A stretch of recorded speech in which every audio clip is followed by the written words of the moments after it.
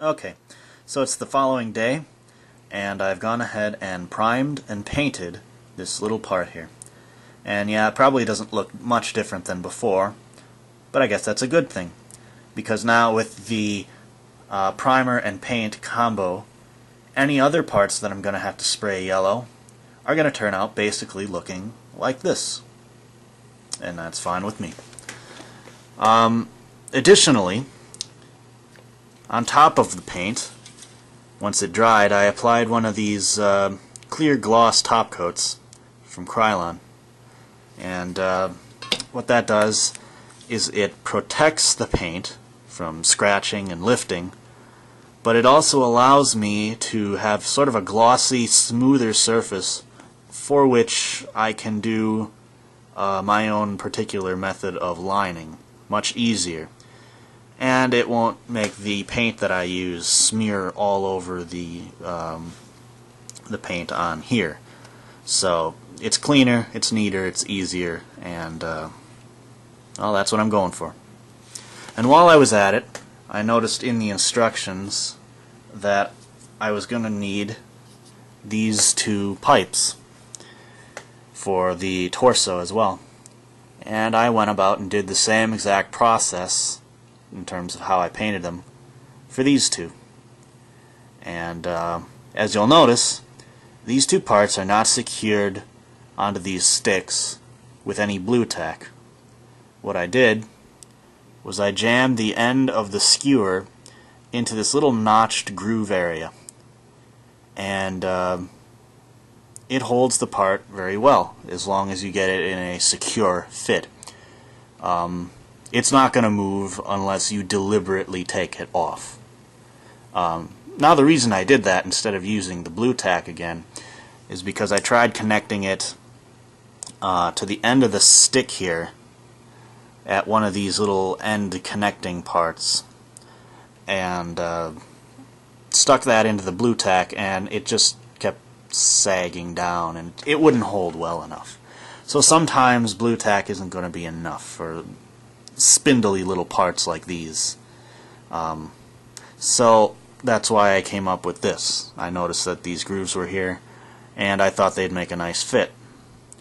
And sometimes you have to think outside the box like that, and I did the same with the other one here, only I used a little toothpick just because I had one laying around, and well, kind of a mind device to keep these parts separated in my mind.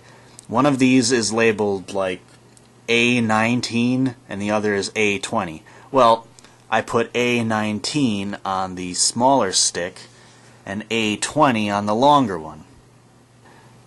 Just something I personally did, and it helps. So yeah, there I've done all that stuff, and now all these parts are going to be ready for lining. And I'll start with showing a little of how I will do lining in the megaparticle cannon.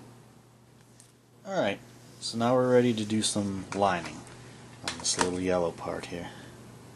Now I'm going to try a technique that I haven't actually tried before, and I'm going to see if it works. I'm going to take some black paint here, and just using what's in the cap, I'm going to try something here. I'm going to take my brush, dip it into a little bit of this paint,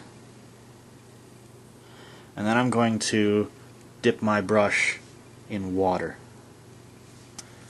Now I'm going to sort of do this and keep adding water. See how it gets runny like that?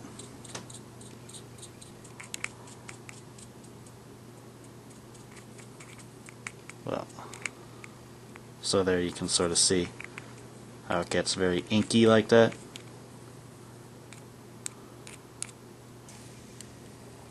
Now I'm going to see if I can show how this works.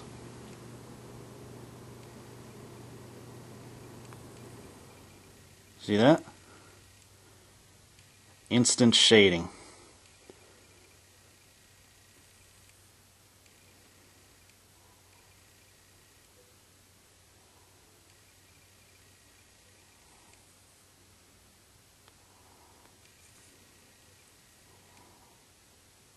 Not bad.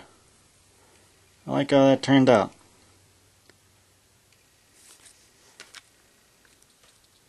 I'm going to take some more and do just outside that little ring there and see how that works.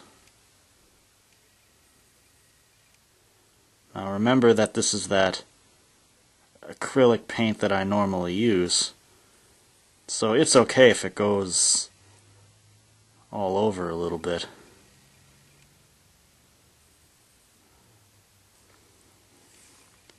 I'll be able to clean that up easily later. And there you go. I mean, that's the idea anyway. And this is the first time I've ever tried this, and hey, it worked well. So if a beginner like me can do it that easily, I mean, that's great for getting into tight little areas like that. And then, like I said, since this is water-based, it's very easy to clean.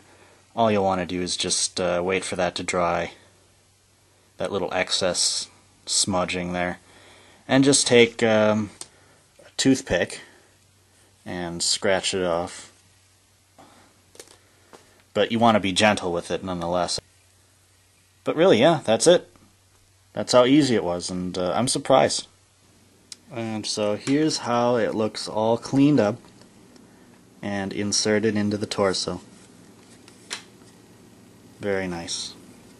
I will definitely try doing this again with, say, like the boosters and things like that. Very nice effect.